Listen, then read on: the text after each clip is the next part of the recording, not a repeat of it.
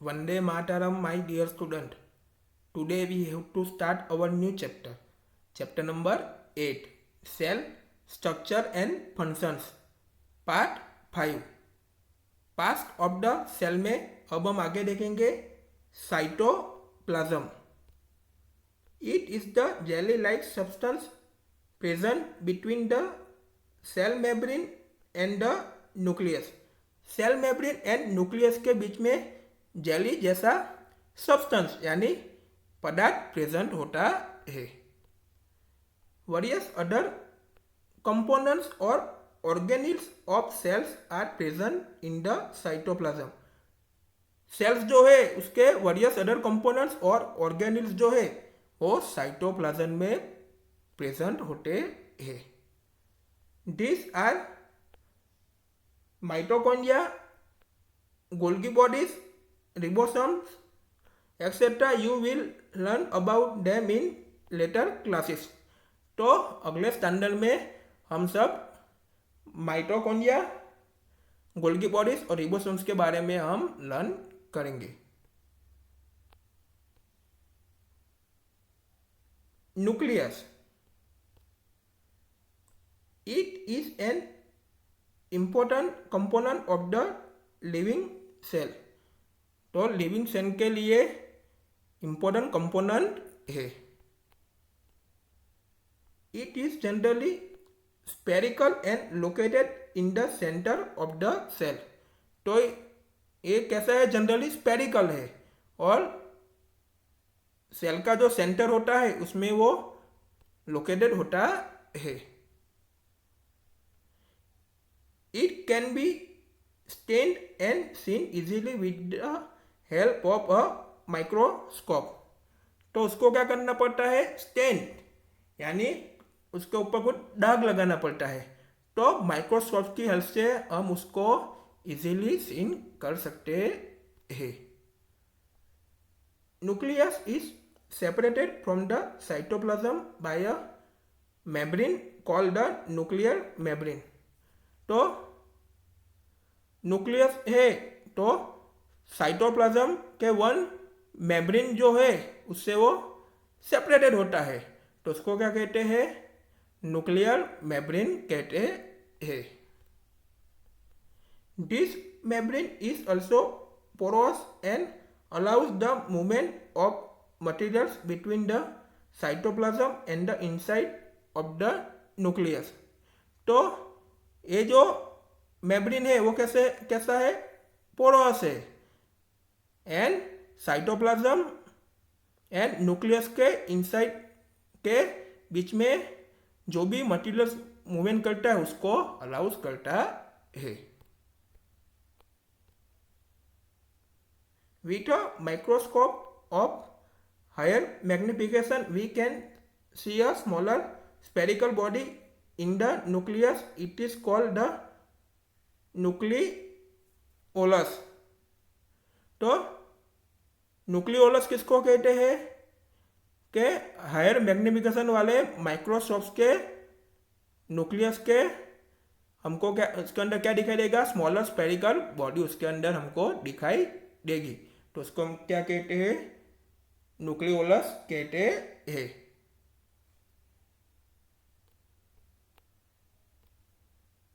In addition, nucleus contains thread-like structures called chromosomes. तो nucleus में किसके कंटेंट होता है?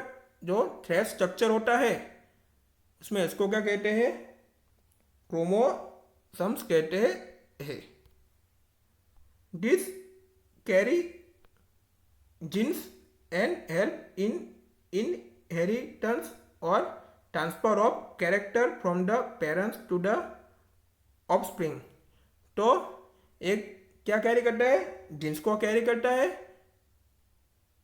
एंड जो पेरेंट्स जो होते हैं उसमें से ऑफस्प्रिंग यानी हमारे जो वंशज जो होते हैं तो उसमें पेरेंट्स का जो भी कैरेक्टर होता है तो उसको इनहेरिटेंस यानी उसको विरासत में उसको उस जीन्स की हेल्प से उसको ट्रांसफर करता है.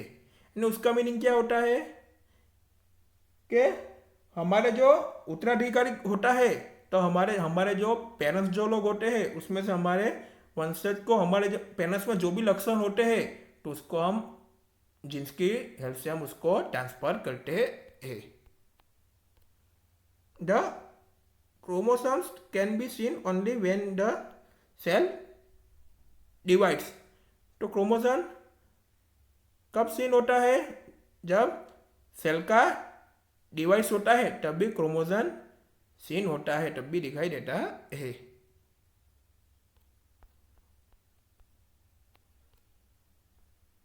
Gene gene is the unit of inheritance in living organisms.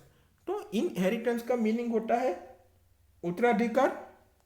तो लिविंग ऑर्गेनिज्म में इनहेरिटेंस का यूनिट जीन है। It controls the transfer of अ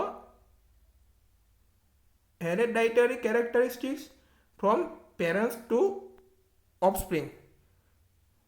तो हमारे पेरेंट्स में जो भी उत्तराधिकारी के जो लक्षण होते हैं तो हमारे ऑफस्प्रिंग यानी वंशज को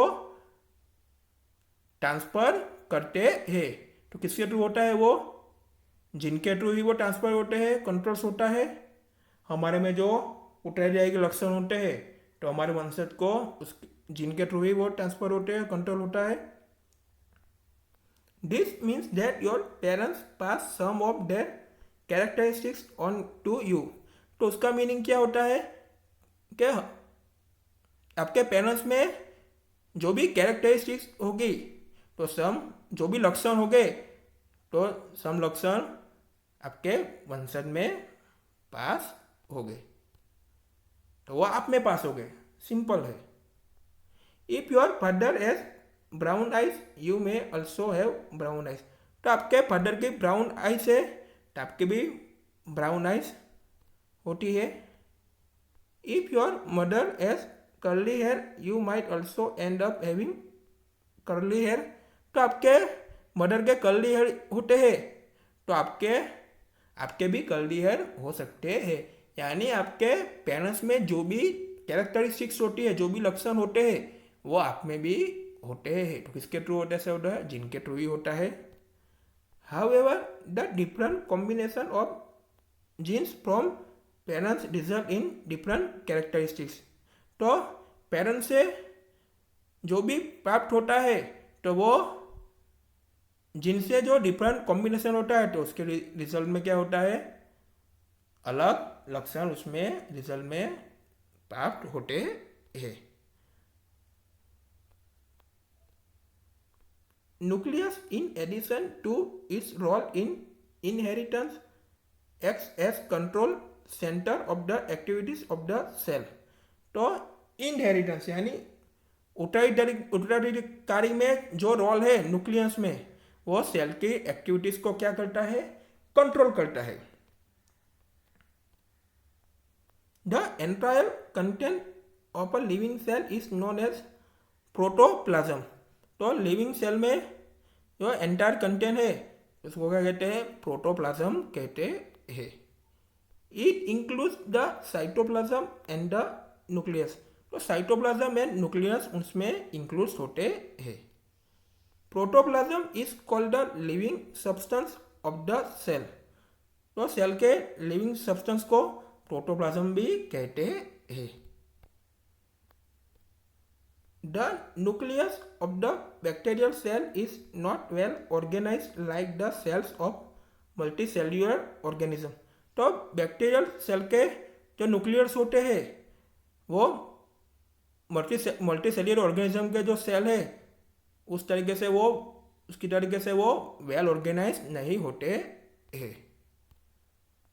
there is no nuclear membrane. तो उसमें न्यूक्लियर मेम्ब्रेन होते नहीं है। The cells having nuclear material without nuclear membrane are term prokaryotic cells. तो जो सेल है तो उसमें nuclear material without nuclear material के विदाउट न्यूक्लियर मेम्ब्रेन होते हैं तो उसके हमको क्या कहते हैं, प्रोकैरियोटिक सेल्स कहते हैं। The organism with this kinds of cells are called prokaryotes. तो ऐसे सेल्स के जो भी ऑर्गेनिज्म होते हैं तो उसको क्या कहते हैं, प्रोकैरियोटिस कहते हैं। Example are bacteria and blue green algae. तो bacteria and blue green algae उसका एग्जाम्पल है। The cells like onion cells and cheek cells having well organised nucleus with a nuclear membrane are designated as eukaryotic cells. तो cells की बात हुई तो यहाँ पे onion cells and cheek cells जो है वो कैसे होते हैं, न्यूक्लियस उसके वेल ऑर्गेनाइज होते हैं। तो उसमें क्या होते हैं, न्यूक्लियस मेम्ब्रेन भी डिजाइन किए हुए होते हैं तो उसको क्या कहते हैं, यूकैरियोटिक सेल्स कहते हैं। All organisms other than bacteria and blue green algae are called eukaryotes. तो यूकैरियोटिस किसको कहते हैं, bacteria and blue green algae के अलावा ऑल ऑर्गेनिज्म को यूकैरियोटिस कहते हैं। While observing the onion cells under the microscope, did you notice any blank looking structures in the cytoplasm? It is called vacuole. तो माइक्रोस्कोप के अंदर आपने ऑनियन सेल्स को ऑब्जर्व किया ही होगा। तो साइटोप्लाज्म में आपको ब्लैंक लुकिंग स्ट्रक्चर को नोटिस किया होगा तो उसको क्या कहते हैं, वैक्यूअल कहते हैं। तो वैक्यूअल का मीनिंग होता है रसदानी। It could be single and big as in an onion cell. तो ऑनियन सेल में वैक्यूअल कैसे होते, सिंगल एंड बिग होते हैं। चिक सेल्स हैव स्मॉलर वैक्यूल्स। तो चिक सेल्स में स्मॉलर वैक्यूल्स होते हैं। Large vacuoles are common in plant cells. तो प्लांट सेल्स में लार्ज वैक्यूल्स होते हैं। Vacuoles in animal cells are much smaller. तो एनिमल सेल्स में वैक्यूल्स जो होते हैं वो मच स्मॉलर होते हैं, काफ़ी स्मॉलर होते हैं, एकदम छोटे छोटे होते हैं। You might have notice several small color bodies in the cytoplasm of the cells of Tradescantia leaf। तो Tradescantia leaf के जो सेल्स है तो सेल्स के साइटोप्लाज्म में आपने सेवरल स्मॉल कलर बॉडीज को आपने नोटिस किया होगा। They are scattered in the cytoplasm of the leaf cells. This are called plastids. तो प्लास्टिड्स किसको कहते हैं, तो लीफ के जो सेल्स होते हैं तो उसमें साइटोप्लाज्म में वो कैसे होते हैं, स्कैटर्ड होते हैं तो उसको क्या कहते हैं, प्लास्टिड्स कहते हैं।